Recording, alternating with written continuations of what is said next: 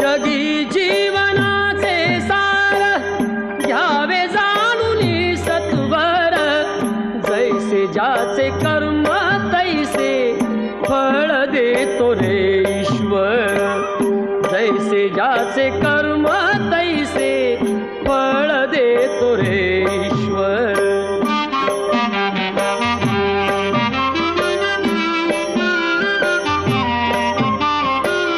क्षणिक सुखासाठी अपुऱ्या कुणी होतो